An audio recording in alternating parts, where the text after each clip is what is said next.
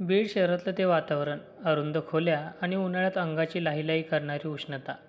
पण जेव्हा पाऊस पडायचा, तेव्हा मात्र हे शहर एका वेगळ्या रूपात दिसायचं. मी स्पर्धा परीक्षेच्या तयारीसाठी पुण्यातून किंवा इतर कोणत्या मोठ्या शहरातून नाही, तर एका छोट्या गावातून इथे आलो होतो. जुन्या बाजाराच्या परिसरात असलेल्या एका जुन्या वाड्यात मी भाड्याने राहत होतो.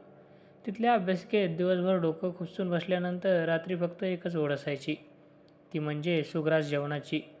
बीडच्या त्या भागात एक प्रसिद्ध मेस होती, जिचं नाव होतं अन्नपूर्णा. पण तिला सगळे सुलभा काकूंची मेस म्हणून ओळखायचे. काकू दिसायला साध्या, सुती साडी, कपाळावर एक ठळक कुंकू आणि चेहऱ्यावर नेहमी कष्टाचे भाव. पण त्यांच्या डोळ्यात एक अशी जरब होती की कुणीही त्याच्याकडे वाकड्या नजरेने पाहण्याची हिंमत करत नसे.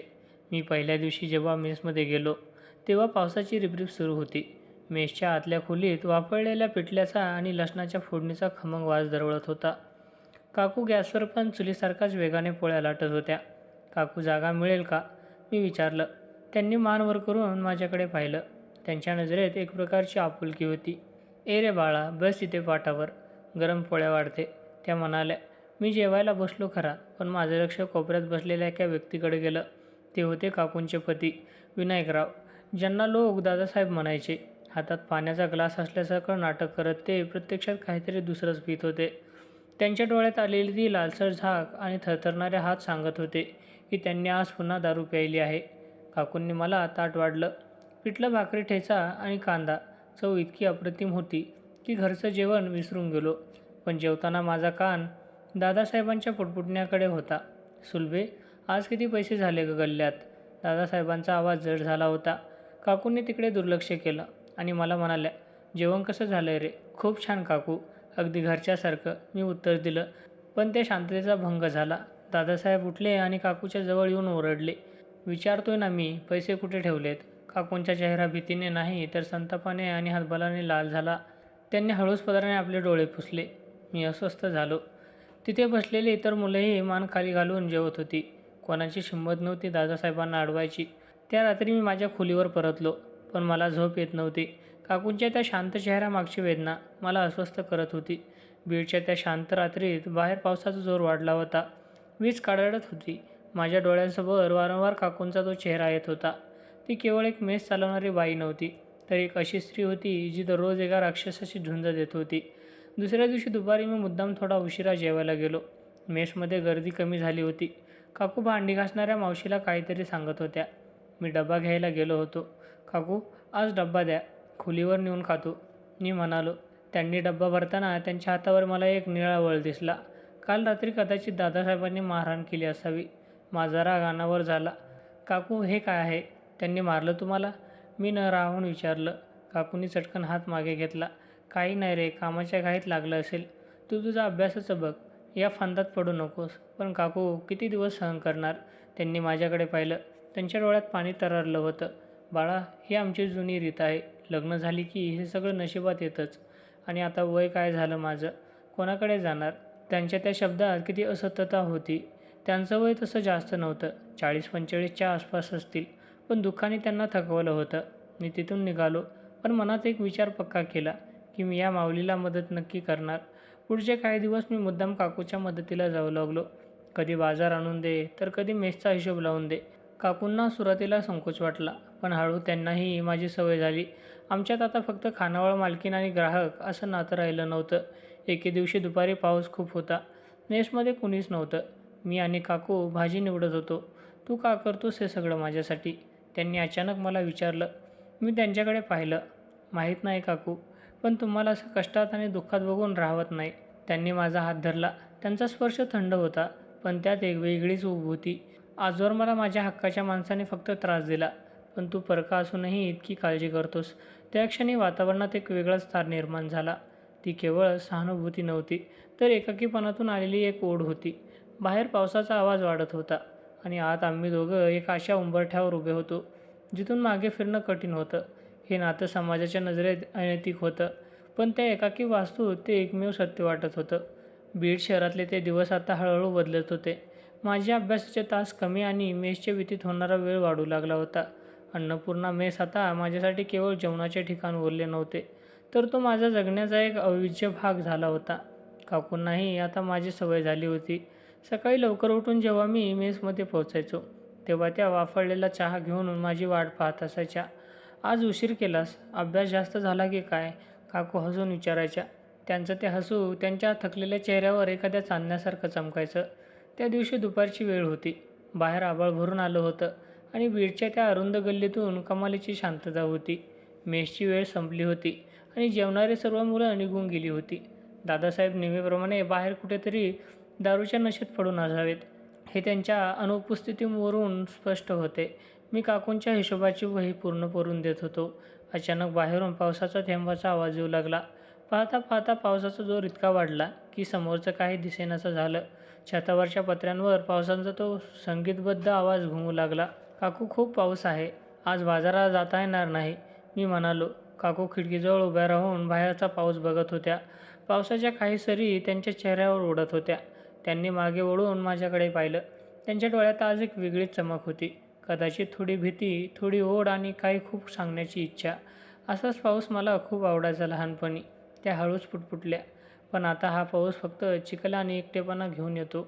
मी त्यांच्याजवळ गेलो. त्यांच्या खांद्यावरून वगळणारे पाण्याचे थेंब त्यांच्या साडीच्या पदराने जिरत होते. तुम्ही एकट्या नाही आहात काकू, मी धीर देत म्हणालो. माझा हात नकळत त्यांच्या खांद्याला स्पर्श करून गेला. त्या दचकल्या नाहीत, उलट त्यांनी एक दीर्घ श्वास घेतला.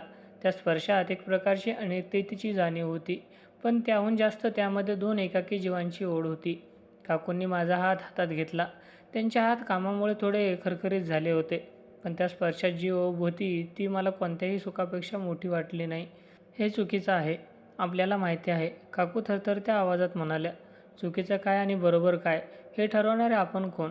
ज्या घरात तुम्हाला मान नाही तिथे तुमचं आयुष्य का जाळताय? माझा आवाज थोडा चढला होता. काकूंच्या डोळ्यातून अश्रू वाहू लागले. कुणीच असं विचारलं नाही आजवर. दादासाहेबांना फक्त माझ्या कमाईशी आणि शरीराशी मतलब आहे. पण तू माझ्या मनाचा विचार केलास? त्या रात्री पावसाचा जोर ओसरला नाही. आम्ही दोघं त्या अंधाऱ्या मेसमध्ये, जिथे फक्त एक छोटा दिवा जळत होता, तिथे बसून होतो. आमचे संवाद आता शब्दांच्या पलीकडे गेले होते. मी त्यांच्या आयुष्यातील एक रिक्तपणा भरून काढण्याचा प्रयत्न करत होतो, जो दादासाहेबांच्या व्यसनामुळे निर्माण झाला होता. काकूंनी मला त्यांच्या तरुणपणीच्या गोष्टी सांगितल्या. त्यांच्या अर्धवट राहिलेल्या स्वप्नांबद्दल सांगितलं. त्यांना शिक्षिका व्हायचं होतं, पण परिस्थितीने त्यांना मेसच्या चुलीसमोर उभं केलं. बोलता बोलता त्या माझ्या खांद्यावर डोकं ठेवून शांत झाल्या. त्या क्षणी मला जाणवलं की हे नातं केवळ शारीरिक ओढ नाही, तर दोन पिढ्यांमधील भावनिक सांधा आहे, जो समाजाने नाकारलेल्या प्रेमातून जन्माला आला. पण हे सुख फार काळ टिकणार नव्हतं. अचानक बाहेरून कोणाचे तरी ओरडण्याचे आवाज आले. दादासाहेब नशेत धुंद होऊन दारात उभे होते. त्यांचा तो विस्कटलेला अवतार आणि हातातली रिकामी बाटली बघून काकूच्या अंगावर काटा आला.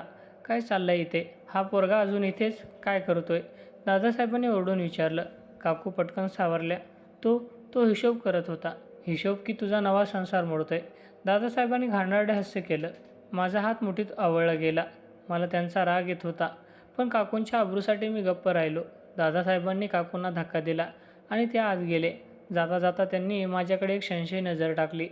त्या रात्री मी माझ्या खोलीवर परतलो, पण माझं मन मात्र त्या मेसमध्येच अडकलं होतं. काकूंच्या सुरक्षिततेसाठी मला काळजी वाटत होती.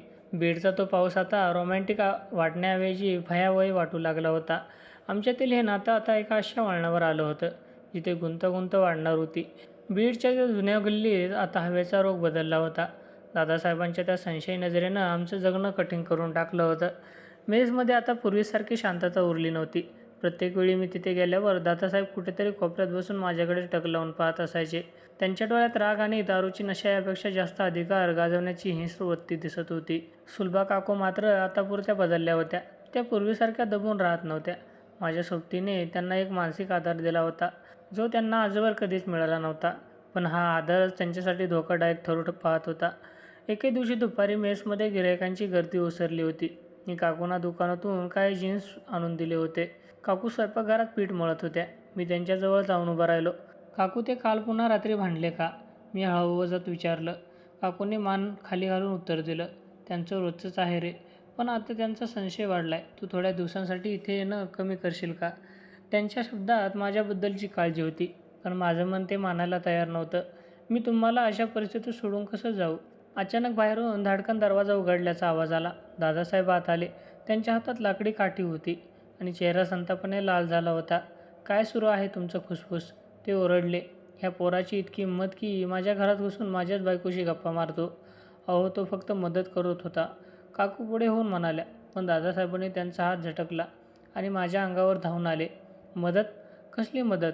मला सगळं समजतंय. हे जे अनैतिक धागे विणले जात आहेत ना, ते मी आज तोडून टाकणार. त्यांनी काठी उगारली, पण मी चपळाईने त्यांचा हात धरला. त्यांच्या अंगातून दारूचा उग्र दर्प येत होता. दादासाहेब, हात खाली करा. काकूंवर हात उचलण्याची तुमची लायकी नाही, मी ठामपणे म्हणालो. ते स्तब्ध झाले. त्यांच्या स्वतःच्या घरात त्यांच्याच बायकोसमोर एका तरुणाने त्यांना आव्हान दिलं होतं. त्यांचा अहंकार दुखावला गेला होता. त्यांना माझ्याकडे अशा नजरेने पाहिलं, जणू काही ते मला जिवंत जाळून टाकतील. ठोकून काढीन तुला, बीडमधून बाहेर पण पडू देणार नाही. ते पुटपुटत घराबाहेर निघून गेले. त्यांच्या जाण्यानंतर काकूंना रडू कोसळलं. त्या जमिनीवर बसल्या. मी त्यांच्याजवळ गेलो आणि त्यांना सावरलं. त्या क्षणी मला जाणीव झाली की हे नातं आता फक्त भावनांपुरतं मर्यादित राहिलं नव्हतं. तो एक संघर्ष बनला होता. अन्यायाविरुद्धच्या आणि एकाकीपणाविरुद्धचा. आता काय होणार? काकूंनी विचारलं. ते गावात आपली बदनामी करतील. लोक माझ्याकडे कोणत्या नजरेने पाहतील? मी त्यांचा चेहरा हातात घेतला. लोक काय म्हणतात त्यापेक्षा तुमचं सुख महत्त्वाचं आहे. हे जग खूप क्रूर आहे काकू, पण आपण घाबरलो तर ते आपल्याला आणखी चिरडतील. त्या रात्री बीडमध्ये कमालीचा उकाडा होता. पावसाचे चिन्ह नव्हते, पण वातावरणात एक प्रकारचा तणाव होता. मी माझ्या खोलीवर होतो, पण मला राहवत नव्हतं. रात्रीचे 12 वाजले असतील. अचानक मला काकूंचा फोन आला. त्या पलीकडून फक्त रडत होत्या. काय झालं काकू? मी घाबरून विचारलं. त्यांनी मला घरात कोंडून ठेवले. ते खूप मारतायत मला.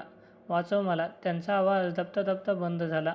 मी काही विचार न करता माझ्या सायकलवर स्वार झालो आणि मेसच्या दिशेने सुटलो. रस्ते सामसूम होते. फक्त कुत्र्याच्या भुंकण्याचा आवाज येत होता. जेव्हा मी तिथे पोहोचलो तेव्हा घराचे दरवाजे आतून बंद होते. आतून काकूंच्या किंचाळण्याचा आणि वस्तू फुटण्याचा आवाज येत होता. माझं रक्त सळसळलं. मी लाथ मारून दरवाजा तोडण्याचा प्रयत्न केला. दादासाहेब, दरवाजा उघडा. काही वेळातच दरवाजा उघडला. दादासाहेब बाहेर आले. त्यांच्या डोळ्यात एक विचित्र उन्माद होता. आला का तुझा सावज? बघ आता तुझी काय अवस्था करतो. पण त्या रात्री माझ्यात एक वेगळी शक्ती संचारली होती. मी त्यांना ढकलून आत शिरलो. काकू कोपऱ्यात कोसळलेल्या होत्या. त्यांच्या कपाळातून रक्त येत होतं. त्यांचं ते रूप पाहून माझं काळीज ते तुटलं. मी त्यांना उचललं आणि बाहेर नेण्याचा प्रयत्न केला. कुठे नेतोयस तिला? दादासाहेब ओरडले. तिथे जिथे तिला तुमच्यासारखी माणसाची भीती वाटणार नाही, मी उत्तर दिलं. त्या रात्री मी काकूंना माझ्या एका ओळखीच्या मित्राच्या अभयच्या घरी घेऊन गेलो. अभयचं घर शहराच्या दुसऱ्या टोकाला होतं. रस्त्यात काकू माझ्या खांद्यावर डोकं ठेवून शांत होत्या. त्यांना आता जागाची पर्वा नव्हती. हा प्रवास अनैतिकच्या दिशेने होता की स्वातंत्र्याच्या, हे ठरवणं कठीण होतं. पण त्या क्षणी बीडच्या त्या काळोखात आम्हाला फक्त एकमेकांचा आधार हवा होता. अभयच्या घरी ती रात्र आमच्यासाठी युगासारखी मोठी होती. काकूंच्या कपाळावरची जखम मी स्वच्छ केली, पण त्यांच्या मनावर झालेले घाव भरून येणं खूप कठीण होतं. बीडच्या त्या शांत रात्री जेव्हा शहराचे दिवे मालवले होते, तेव्हा काकूंच्या डोळ्यात एक वेगळाच निश्चय दिसत होता. आता परत जाणं शक्य नाही, काकू खंबीर आवाजात म्हणाल्या. दुसऱ्या दिवशी सकाळी ही बातमी वाऱ्यासारखी पसरली. दादासाहेबांनी गावात आमची बदनामी करण्याचा प्रयत्न केला. लोक मेसच्या बाहेर जमून कुजबूज करू लागले. सुलभा काकू एका तरुणासोबत पळून गेली. अशा वावड्या उठवल्या गेल्या. पण त्या दिवशी काकू डगमगल्या नाहीत. त्या स्वतः मेसवर गेल्या. तिथे जमलेल्या गर्दीसमोर आणि दादासाहेबांसमोर उभ्या ठाकल्या. हो, मी या घराबाहेर पडले आहे, काकू गर्जना करत म्हणाल्या. पण कोणासोबत पळून जाण्यासाठी नाही, तर तुमच्या या नरकातून सुटण्यासाठी. आजवर मी तुमची दारू, तुमच्या शिव्या आणि तुमचा मार सहन केला, कारण मला वाटलं हेच माझं नशीब आहे. पण या मुलाने मला दाखवून दिलं की मलाही सन्मानाने जगण्याचा हक्क आहे. दादासाहेब काही बोलणार इतक्यात काकूंनी त्यांना रोखलं. या मेसची जागा माझ्या वडिलांच्या नावावर आहे. आजपासून या घरात तुमचं काहीही काम नाही. तुम्ही या क्षणी इथून निघून जायचं. पोलीस तिथे पोहोचले होते. दादासाहेबांच्या त्रासाचे सर्व पुरावे समोर होते. त्यांची रवानगी कोठडीत झाली. पण खरा संघर्ष आता सुरू होणार होता. समाजाच्या नजरांचा. काही दिवसानंतर मी बीड सोडण्याची तयारी केली. माझी परीक्षा संपली होती आणि मला माझ्या गावी परतायचे होते. स्टेशनवर काकू मला सोडायला आल्या. त्यांच्या चेहऱ्यावर आता भीती नव्हती, तर एक प्रकारचे तेज होते. तू गेलास तरी माझ्या मनातलं तुझं स्थान कधीच कमी होणार नाही, त्या हळूच म्हणल्या. आमचं नातं जगासाठी अनैतिक होतं, कारण त्यात वयाचं अंतर होतं आणि एक विवाहित स्त्री एका तरुणाच्या प्रेमात पडली होती. पण प्रत्यक्षात ते नातं अनैतिकतेपेक्षा मुक्तीचं जास्त होतं. आम्ही एकमेकांना शरीराने नाही, तर आत्म्याने सावरलं होतं. काकू, तुम्ही स्वतःला सांभाळा. आता तुम्ही कोणावरही अवलंबून नाही आहात. मी त्यांचा हात हातात घेतलं. बस सुरू झाली. मी खिडकीतून पाहिलं. काकू लांब उभ्या राहून हात हलवत होत्या. बीडच्या त्या गल्ल्या, तो पाऊस आणि काकूची ती मेस, हे सगळं माझ्या आयुष्याचा एक असा भाग बनलं होतं जो मी कधीच विसरू शकणार नव्हतो. कधीकधी आयुष्यात अशा व्यक्ती भेटतात ज्या आपल्याला चुकीच्या वेळी भेटतात पण योग्य मार्ग दाखवून जातात. आमची ही कथा कदाचित जगाच्या दृष्टीने अपूर्ण किंवा चुकीची असेल, पण त्या बीडच्या आठवणीत ती कायमची नैतिक म्हणून कोरली गेली आहे.